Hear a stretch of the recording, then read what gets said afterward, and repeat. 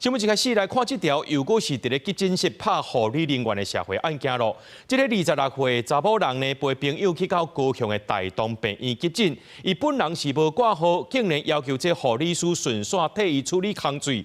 想袂到呢，這護理師要求講愛先去掛號照規矩來，這個查某人就出手拍護理師啊。啊，那這警方呢是依照現行犯甲人抓起來，移送高雄地檢署偵辦。警方接報了後，來到急診室，甲這4天的查某人講，因為涉嫌觸犯醫療法，要甲抓起來。你這要被逮捕了。你今天要被逮捕了。對，麻煩你自己配合。這26歲查某人頂禮拜六陪朋友到高雄市立大同病院急診室看醫生，無辦掛號手續，就走入去急診室，叫護理師甲伊處理空罪。護理師甲檢查對方並無明顯的傷勢，請伊到檢傷站依照規定去掛號，卻是予這查某人甲拍。江女靜情緒失控，徒手攻擊38歲的林姓護理師的胸口。那警方迅速控制現場。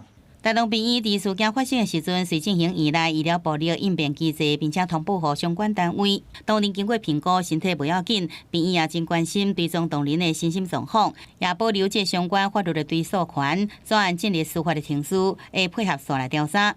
也講院方對着任何形式的醫療暴力是袂容忍的。在執行業務的情況之下，遭受不當的對待，就是職災。3個月開一次會的職安會議裡面才會知道這個訊息，變成說我們沒有辦法第一時間去關懷這個員工。大同病院工會相關譴責醫療暴力，也認為護理師佇工作場所向暴力來對待，恐驚已經牽涉職業災害。